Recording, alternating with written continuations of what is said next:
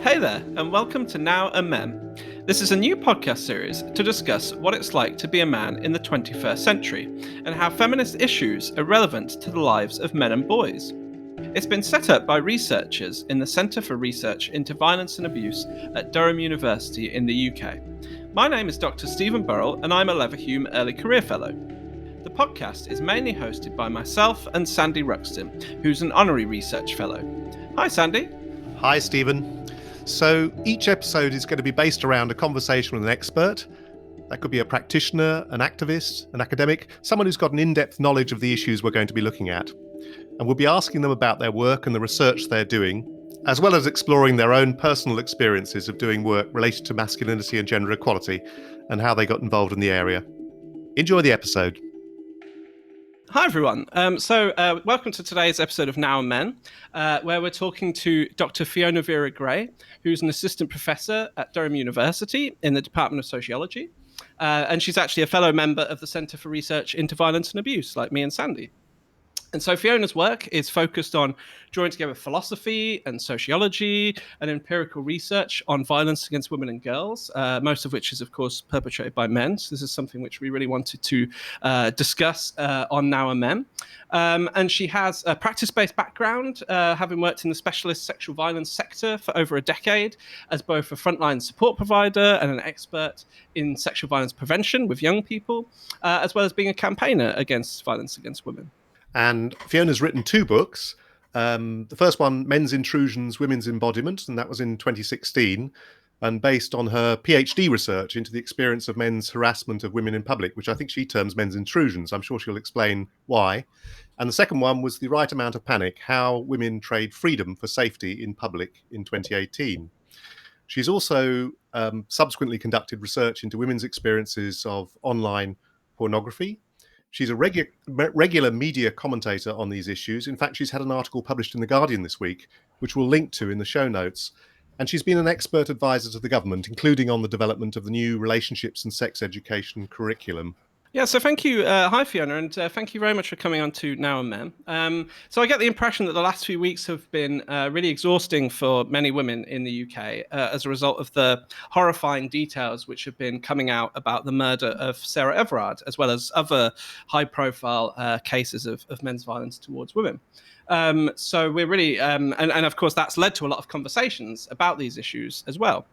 So we're really grateful to you for being willing to speak to us about this. And yeah, perhaps we could just start off by asking, what are your reflections on where we are at now with these conversations that have been happening as of late? Do you feel like we have made some kind of progress in the UK following on from the Sarah Everard case and other cases recently? Thanks for having me. It's nice to be here to talk to you about this. It's really hard, Stephen, because I think that I would have said yes. I mean, I was always quite positive and optimistic because I get to work with some incredible women who have done, spent their life really working to end men's violence against women and girls. And so it's always quite inspiring, even when people think that the work might be difficult, because it is difficult, but you're surrounded by, some really passionate, committed women. So, and I have seen change. And so I'm always thinking, yeah, there's change to be possible. But to be honest, this last week in particular, it's really just made me think, we've got so far to go. Sometimes I look and I just think there's so far to go. I can't really see the change happening. So normally it's pretty depressing, and I don't normally like to think like that. But I mean, this morning even we saw Dominic Raab, who's the Justice Secretary, clearly not even understanding what misogyny is. And I mean, this is the man that's tasked with overseeing our justice system. I mean, how are women supposed to get any form of justice in a society where the fact that women are targeted for a particular kind of behaviour, which is misogynistic, isn't even understood by those people who are in power, and it's not necessarily him. That also shows that whoever was advising him didn't understand. It shows that it's actually ripples through all of the institutions that we hold up high. And I think that's what's been shown in the last couple of weeks with Sarah Everard, with the murder of Sabina Nessa. There's just, we still have so far to go, and sometimes it can feel a bit hopeless, which I think it does today more than other days maybe. Yeah. Yeah. And I mean, actually, Dominic Raab is an interesting case, isn't he? Because I think he has a bit of form, doesn't he? And I'm sure he said stuff in the past. I can't remember the exact words about feminism, basically, expressing very anti-feminist views. So actually, maybe it's not even an accident that he doesn't understand misogyny, if you know what I mean. Even more than Yeah, yeah, no, absolutely, absolutely. And so, of course, the cases that you mentioned have demonstrated, major kind of continuing failures on the part of the police in this country to tackle men's violence towards women and girls. So, what do you think about how the police have responded to the kind of deep-rooted problems that have been highlighted over the last few weeks? I mean, do you think the police are kind of institutionally misogynistic? Yeah. I mean, it's awful. Their response is just, and it's again, that's kind of, I guess, fed into why I'm feeling a bit. It's not hopeless. I don't feel hopeless, but I can't think of what the word is. But that's why a little bit why I feel like that, because you see, there's been so much work, and I always, prior to this year, maybe would talk about. The police has been one of the institutions that we have seen some real change. Since I've been working in the sector, probably now for about almost 20 years. And in that time, I've seen the development of specialist sexual offence training teams, and we've seen SOAT officers, we've seen the rise of independent sexual violence advocates, and that role being funded by the Home Office to provide an advocate who's independent from the criminal justice system to support women and girls and men and boys, anyone who's experienced sexual violence through the criminal justice system, which is a great, it's a great role to have, and it's great to see the continued sustained funding for that role. So I think I'd always thought, that it's one of the institutions where we have seen some change. And then the comments that immediately after the Met made, immediately after at that stage, just the disappearance of Sarah Everard, which were around, women stay in your houses, women be careful. And then after finding her body, at which stage it sounds like they knew that it was a cop by that point, and they were giving out messages such as, this is incredibly rare. There was a professor of, I'm not sure what she's a professor of, criminology maybe, on Radio 4, in the couple of days afterwards, I'm sure you heard of it, who said women are being hysterical when they're talking about their safety work. And that kind of framing of women being paranoid because this is rare, this is not going to happen to you, being hysterical because, oh my God, you're being crazy, calm down, dears, or whatever they say. All of that just feeds into this wider difficulty that women and girls experience when we try to name our experiences of men's violence. We're doubted, we're not seen as valid truth tellers. And until we start doing that in society more broadly, we can't have any hope that the institutions on that higher structural level are going to change. And so I think it is clear that there is still institutional distrust, disbelief within the police, institutionalized misogyny. I mean, there's been a lot of stuff in Twitter in the last couple of days from female police officers talking about their experiences of sexual harassment in the Met, including one who recently was talking about being flashed at while on duty by a male serving officer, which she never reported because we're told this is not going to be taken seriously. We're told we're going to be seen as hysterical or paranoid. It's just huge. It's endemic and it's systemic, and that makes it can feel very overwhelming if you look at it like that, which is why it can be very useful just to focus on the small bits that we can actually do to change. But I think in the last couple of weeks, it's been very difficult to look at that because all we seem to see is this huge, big, troublesome picture.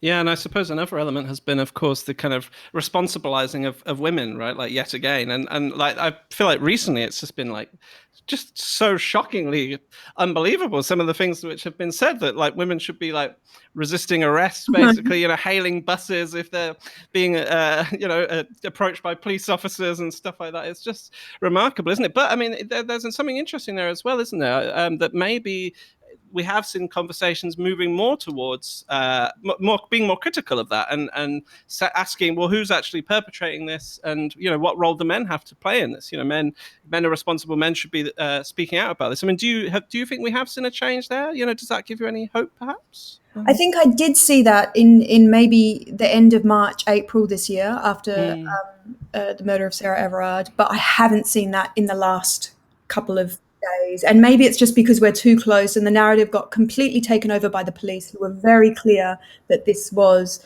the responsibility of women. I mean, one of the commissioners, I think in Yorkshire, came out and said that Sarah Everard should have submitted to getting into the car.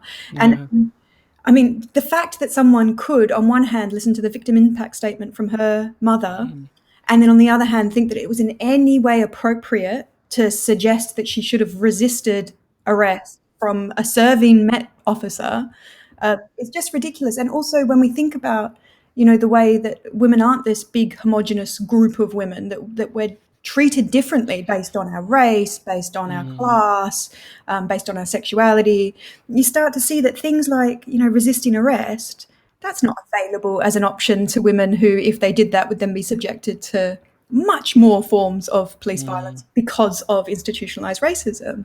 So it's just, you're always quite hopeful, Stephen, I think, and I'm always quite hopeful with you. And at the moment, I just feel like, oh God, really, we're here. So it is good that we're having these conversations.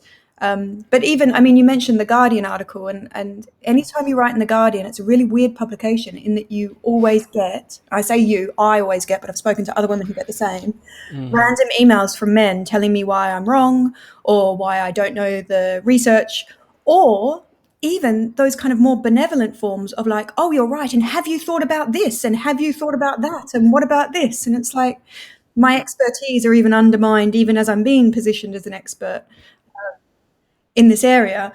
But so some of the responses that I've gotten from that as well make me think, I just think that some men aren't getting it, and they're not entirely understanding how much of a problem this is for all of the women that Yeah, and I suppose that shows these, doesn't it, the importance of men just challenging other men on this and saying, look, we need to listen to what women are saying. Just stop interrupting for a second and just listen.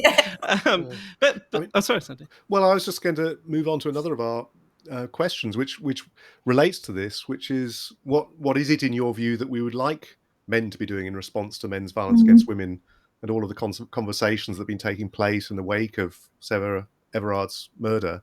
This is Stephen's area. I mean, Stephen's much more of an expert, I think, around men's particular role than myself.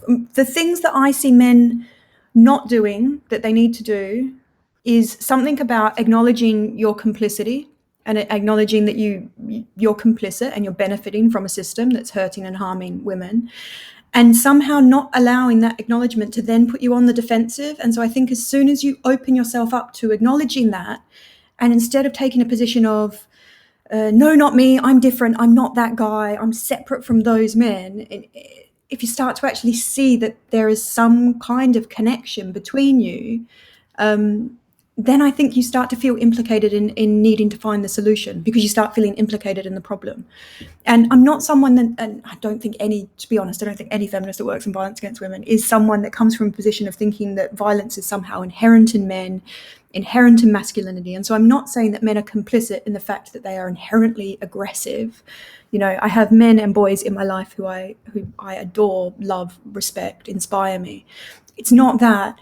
It's about understanding how this wider system of masculinity, which you talk about in this podcast, how that works to position you in ways that you have access to resource and power that ultimately is based on the backs of women and girls' oppression, and violence being like a really strong tool to reinforce that oppression.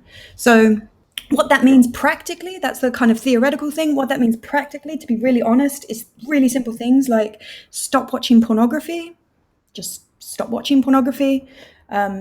Start challenging your friends when they say when they make jokes that you wouldn't be comfortable with them making around your girlfriends, your wife, your sister, your female friends, your mum.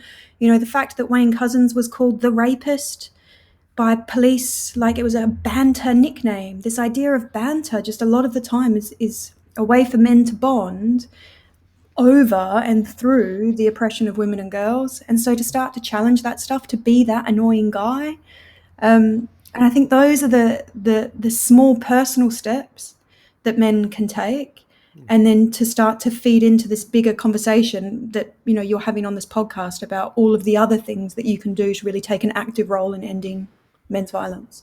Sure. I mean, you said you weren't an expert in this area, but that sounds like a pretty good answer to me. But Learned it but from I wondered Stephen. also whether you whether you thought there are any potential difficulties or tensions that can arise when men do get involved in this work. What should men who might be Oh, listening to this podcast be aware of? What should they not do?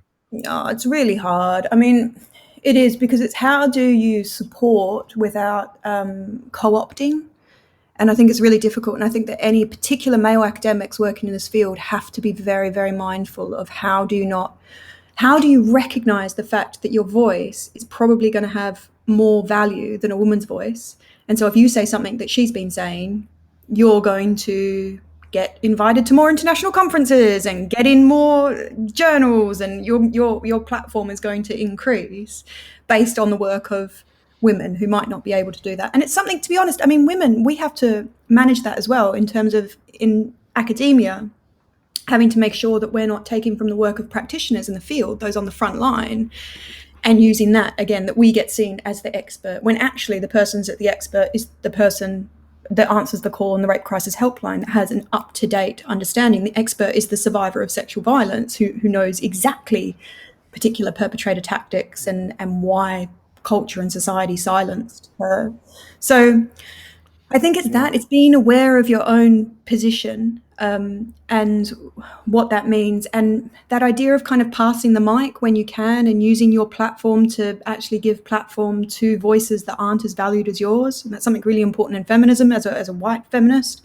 It's something I need to be really, really mindful of, is how to not take up space, she says, whilst taking up space. But you've got to kind of think about, right, how can I use my platform to make sure that it's not just my voice that's being valued in this conversation. Because also, of course, that there are examples where men have not practiced what they preach, Yeah. and actually that's incredibly damaging, and also perhaps that they haven't recognised the sort of history of women's struggle around these issues, Yeah, and that absolutely. actually we've come very late to this party, if we've even arrived at all, frankly. So Maybe a separate party. You can have a separate party. We have a separate party, yeah, but they're like yeah, joint parties. They can meet up in the middle. yeah.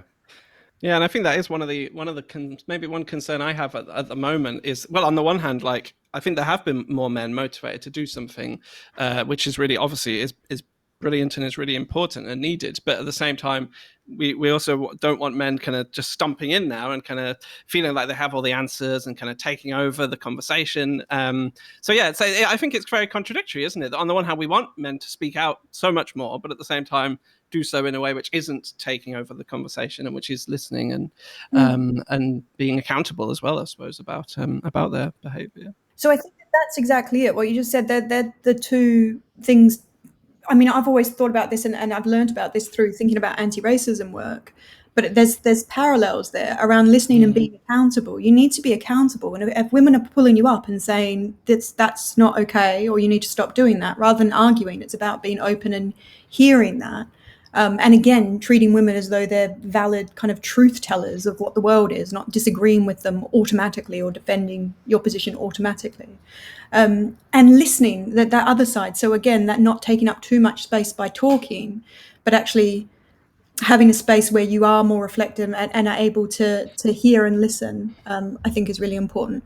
It can be used as again, similar to anti-racism work, the complexity around this can be used as a way to opt out, like, oh God, I don't want to, that seems a bit complicated, I'm not going to do that. And I just really encourage men to not do that, like jump in, get it wrong, have someone talk to you about how to get it right, and do that rather than stay out of it. Because again, it's something that women and girls are on the brunt of, but it's not our problem to solve. I mean, we've got a lot of problems.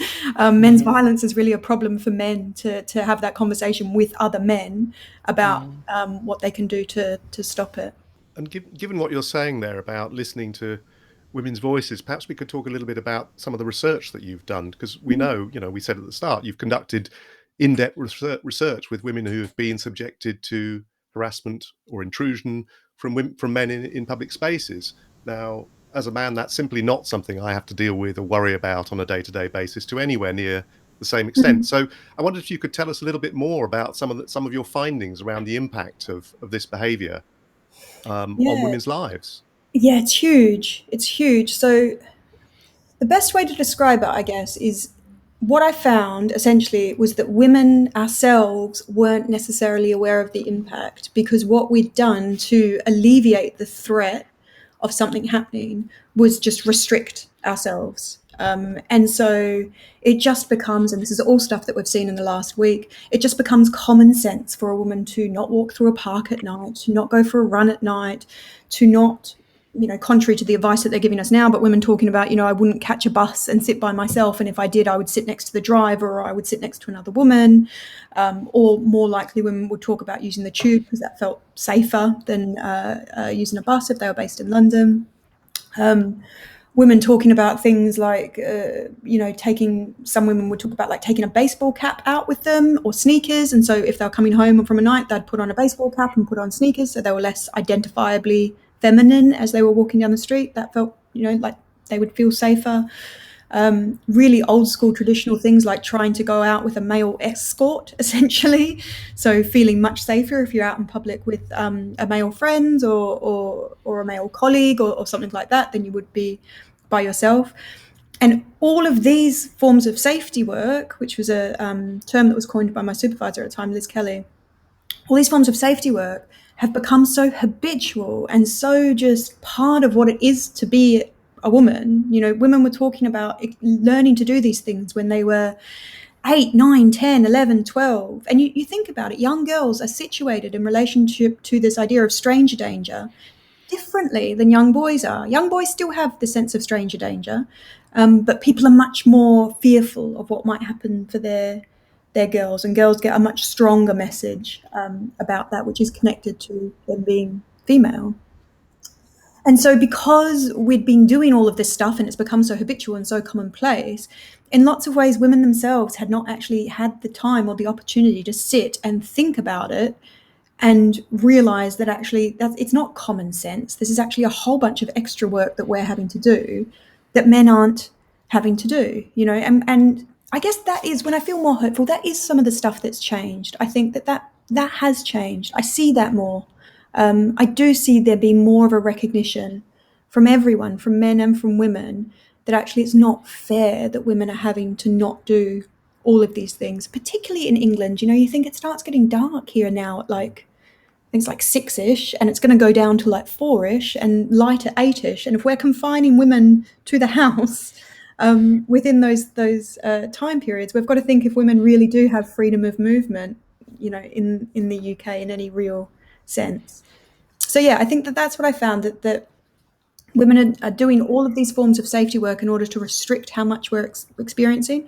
And also this idea that the threat of sexual violence is really still this, and I mean, it was thought about like this in the 70s, and it definitely is today, is still this shadow, or this kind of haunting that a lot of women modify their behavior in relationship to. So if you're walking down the street and you're feeling like there's a man behind you following you, that experience for a lot of women is an experience of the threat of sexual violence. It's not just it's not an experience of, oh, he might mug me or he might take my phone. The fear there is he's going to rape and kill me. And I think that's what we've seen. That's why it's been so big in the last, say, 6 months, really, because we've seen that, contrary to being told that this is rare and we're hysterical, that actually this is something that happens to women and girls, killed in public space for no reason other than the fact that they're a woman.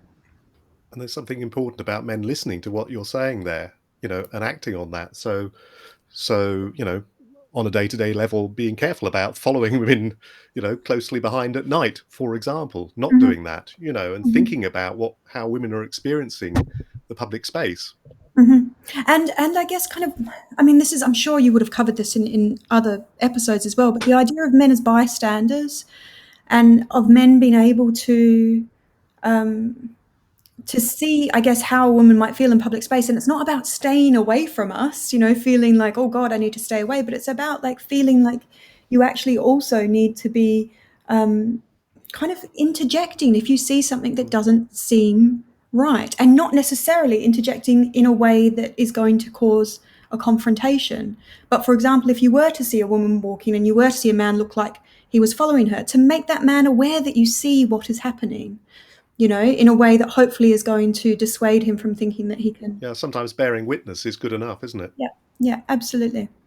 And there's something as well about your work, Fiona, which I think really had an impact on me. Was I think perhaps you've kind of criticised some of the language around women's safety, which we've heard a lot recently, and partly that does play into the idea of somehow that we need to protect women, but also the fact that it is about so much more than that, right? It's not just about women's safety; it's the fact that women's freedom is curtailed by men's violence in the ways you've described. Yeah, absolutely. And I mean, some of that thinking comes from Evan Stark around domestic violence and around how this is actually like a liberty crime. This is about freedom. This is about restricting women's freedom.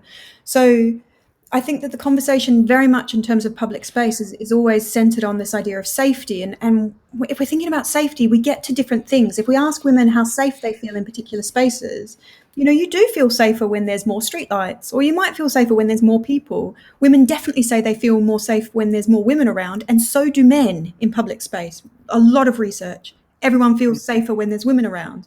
And so what's happening in terms of women restricting themselves in public space is also public spaces are starting to feel more scary for everybody, because actually everyone benefits from when women are able and free to move about in public space. But if we start looking at freedom, we get to different solutions, right? That's when we start to get to, okay, how do you expand women's sense of space? I guess this is one thing that I didn't mention before in terms of the impact or the effect, the harm of all of this, because I think a lot of the time we think about the harm in terms of very medical, right? So post-traumatic stress disorder, for example, for survivors of sexual violence, is a real master narrative that we think about. And sometimes when you think about forms of sexual harassment that are a little bit more diffuse than that, so being told to cheer up is an example that I commonly use because it's a really good one, because, number one, no one's saying that should be criminal. We're not saying that should be criminal. It wouldn't be covered by misogyny, hate crime, wouldn't be covered by any of these solutions. Doesn't matter if there's lots of streetlights. It's not that women feel necessarily unsafe when that happens, but what that is a very clear message that actually there's nothing that could be going on internally that is more valuable than what you look like to me in this particular moment. So really, when you think about the basis of misogyny, it really does represent this differential in how much we value men and what we value men for, and how much we value women and what we value them for. So I think we need to start thinking about it. If we think just about safety, we get very quickly to solutions that are focused on criminal justice and harms that are focused on a medical model of understanding what harm is. I think if we move towards freedom, we start to really expand thinking about what the harm of this could be, and that hopefully will start to broaden out the solutions that could stop it from happening. Yeah, and connected to something you were saying there about who we value, you've also, to move on to a different topic, you've also done a lot of research around pornography, which is, of course, now a big business. It's easily accessible to millions of people from a young age online, and your research has looked at what the content of mainstream, easily accessible online pornography looks like on some of the biggest sites on the internet.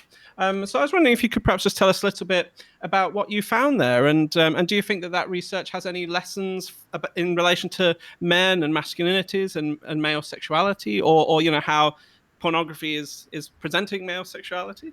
Yeah, sure. So I'll go back a little bit and I'll talk about why I started looking at that from work on sexual harassment, and because it ties into this idea of freedom and space. And the idea that what sexual harassment in public does is it encourages women to reduce our space or restrict our space. Like sometimes very literally, women sitting on the tube that try and pull ourselves in and put our bags on our lap and make ourselves smaller, become less visible in public. And then from that, I then was thinking as well about, the stories that we tell about sex and sexuality, and that very much still, when we're thinking about heterosexuality, that's very much focused in terms of men are the ones that do and women are the ones that kind of are done to, and we see that sometimes even in the ways that we talk about sexual consent. We need to be really careful about how we talk about sexual consent, so we don't just end up replicating this idea that men are the ones that ask for sex, women are the gatekeepers. Women can either agree to sex that's offered or we can refuse it, but we can't actually ask for it ourselves. That's somehow not seen as something that women's role is. And so when I was thinking about that, I then started to think about, right, like how much do we still talk about women's masturbation? Do we talk about women's masturbation at all? No, not really, unless it's done for a male audience. So then I started thinking about, right, okay, so what about women's use of pornography and women's use of mainstream? I'm getting there. This will come around to the question. Women's use of mainstream porn sites. Because when a lot of the research that's being done on women's use of pornography focuses on kind of, in inverted commas, feminist pornography or ethical pornography or alternative forms of pornography, not women as being in relation to what we think of when we think of pornography, which is the big major porn sites. So then I did a project which was talking to women about their use of pornography. And what I found there was that women are using these mainstream porn sites. They're not using these alternative ones that you have to pay for. Of course they're not. I mean, why would you use... When else do we see people always buying the more ethical product when you've got the other one available for free? And so then I thought, right, what we need to do is understand then what is the content of mainstream porn? What is it that women are accessing, to be able to understand whether or not they're accessing that is helping expand kind of their sexual freedom or closing that down. So what we did in the end was just looked at the titles, because we thought, look, this is just the most clearly objective, if you're going to critique the concept of objectivity, but this is the easiest way of looking at what the sites themselves, how they're describing the material, and that's providing the framework for the user to see the material. So in a way, it doesn't even matter what they're showing you. They're telling you how you're supposed to see it. So they're telling you you're supposed to think that this is a daddy and a daughter. Doesn't matter if it's a dad or a daughter. They're selling you a particular fantasy, and that's the fantasy that they're selling you. So we looked at that on the mainstream sites, and we wanted to see what's on the first page, because that for us was important, both in terms of it's what's shown to a first-time user. So, little kid that's typing in porn and going to Pornhub, we wanted to, what are they being shown before searching? And then the other thing, tying back to the women in pornography, is I wanted to know, because those messages that are on the front page, they're communicated to everybody that goes to the site. Whether or not you click on the videos, it doesn't matter. Your mind is taking in some of those words that you are seeing, as you're going to your little search box and searching for whatever you're looking for. So we wanted to know, what is it that the mainstream porn sites themselves are putting on that front page? And we found, I think it was 12% in the end of it, was content that, using the World Health Organization's definition of sexual violence, would constitute sexual violence, which on one hand feels quite low, because there's also a bunch of the material that doesn't fall into that classification that's still really problematic. But we wanted to specifically use that definition because we didn't want the study to be critiqued on the basis of, well, your sexual violence is another person's sexual fantasy, blah, blah. So we thought, right, okay, let's do that. And the other thing that actually makes it quite surprising is that it was on the front page, and this is the vast majority of what we found was against the terms and conditions of the sites themselves. So the sites themselves were saying this material shouldn't be there, and the kinds of material that they say shouldn't be there include simulated forms of sexual violence, implied forms of sexual violence, material that condones or endorses sexual violence. So the sites themselves recognise that there is a potential for harm in quote unquote fantasy representations of rape, for example. And yet they are still allowing this material on their front page. So some examples, we found some things like forced again and again on the front page, and how does that fit with the companies then saying that they're not allowing this material on their sites? Because it was a simple word search. This is something that could be super easily automated by the sites themselves. Just search for the word forced in all of your titles, and it shows to me that actually the porn sites have no interest in regulating the material, that their terms and conditions are just there so they look like they're kind of, on board and doing good things. But actually, ultimately, they just care about their bottom dollar. They care about getting people on the site and making people stay on the site, because that's how they start to generate, to take your data and to generate money in the same way that Facebook, Twitter, all of the rest of them operate. What do you think from your research what does it tell us about gender, in contemporary society? I mean, obviously you were looking at women's experiences of it, but did you also find interesting things in relation to what it says about men, given if most of this is aimed at men, and how is masculinity represented in pornography? Yeah, did anything come up around any of those things? Yeah, it's a paper that I really, how you have these things that you really want to write that you're never going to get a chance to write, which is what I wanted to do with you, Stephen. Do you remember we were going to do it? It's so there. But to actually to get a sample of 3,000, because the thing is, we collected over 150,000 of these video sets with the titles and stuff. It's a massive data sample. It's the biggest one that's ever been collected, which is great. But then also is like, what do we do with all of this data? This is so much. So one of the other things that I wanted to do was to look through it, not for forms of sexual violence, but just to take a random sample of, say, 3,000 and have a look at exactly this. So what is it positioning men as doing? What is it positioning women as doing? What is it positioning in terms of the value of men and the value of women? Because mainstream pornography, to be terribly kind of blunt, really does just represent men as a constantly erect penis, and the impact that must have, but it must on men's sexual anxiety, on their concerns about their sexual performance, on all of these things. And again, those messages are being given to 12, 13, 14-year-old boys who don't understand that these men are taking Viagra, and they think that this is actually what they should be able to do, that they should be able to perform for hours and hours, that they should be able to do all of these things. So there's that, plus the aggression that is in there that is showing that they should be aroused by aggression, and for the women that I've spoken to, they were talking about things like not realizing until, and this is kind of younger women, generation that grew up with porn, not realizing until they were in their 20s, really,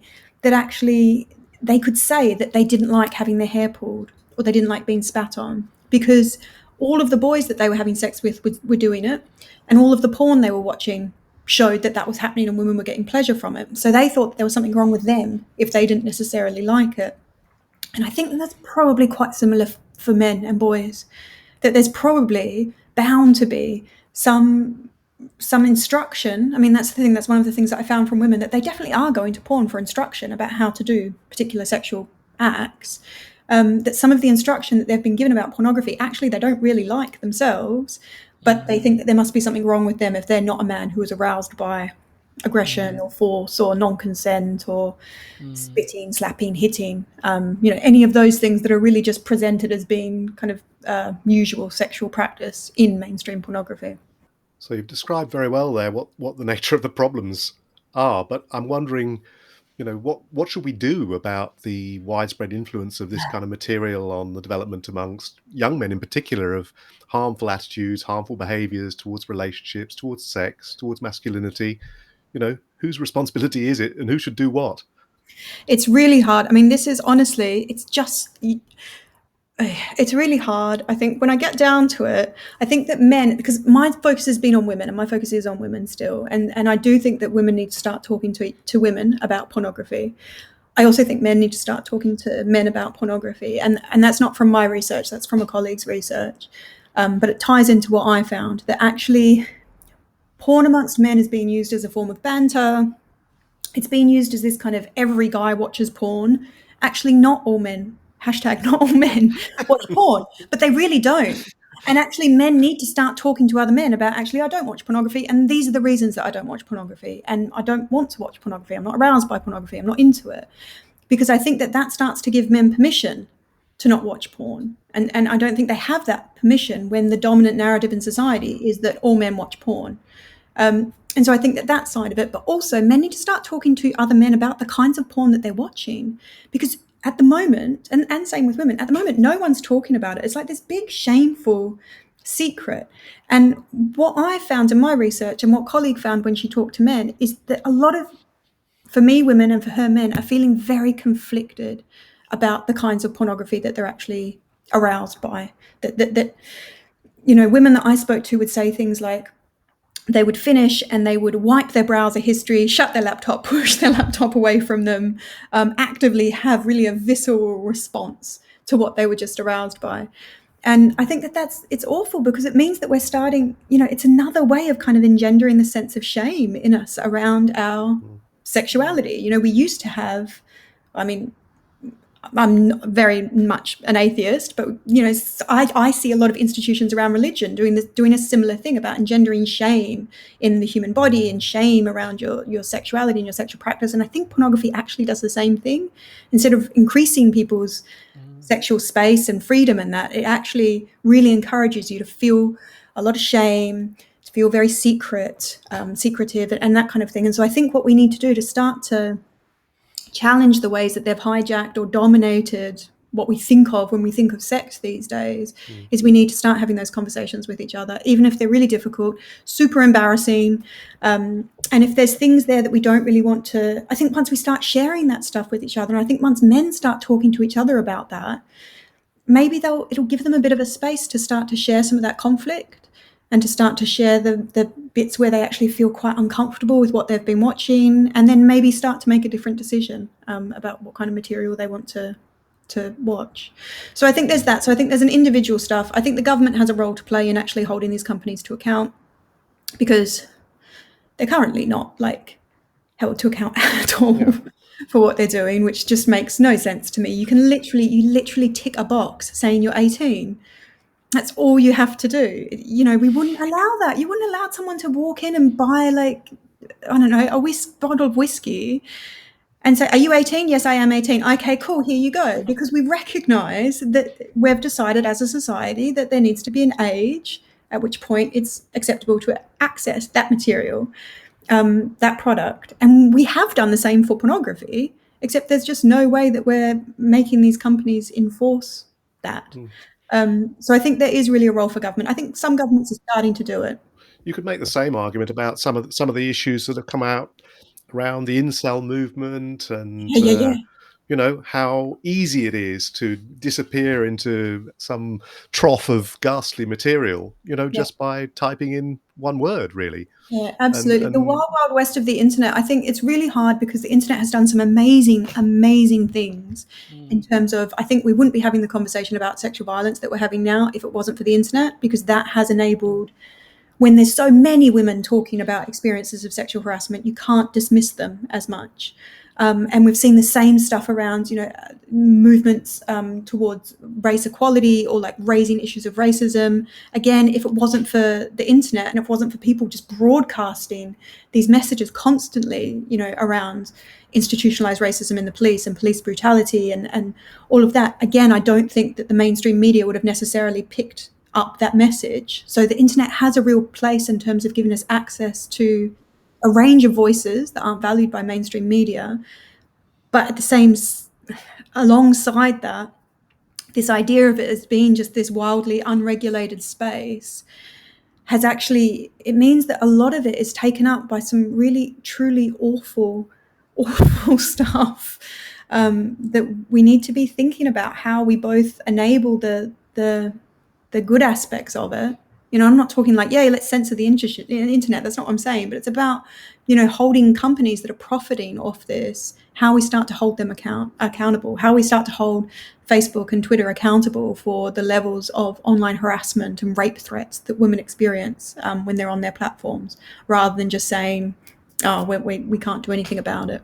So I think there is a big conversation to have about it. We wanted to ask you also about issues around prevention. Because, as I think we said at the start, you've been active for a long time in the rape crisis movement in the UK, developing sexual violence prevention work. But what more do you think we could be doing to prevent men's violence against women from happening in the first place? And are there sort of messages from your work and research about engaging with men and boys about these issues? It's hard because it ties back into me not feeling very hopeful at the moment. I would normally have a list of things, but I don't know at the moment. In terms of prevention, I think that maybe we're quite far away from even really being able to think about preventing it, because we don't even seem to be able to name what the problem is or what the harm is. We're not even at that first level of acknowledging that there's a problem to get to the point where we actually start preventing it.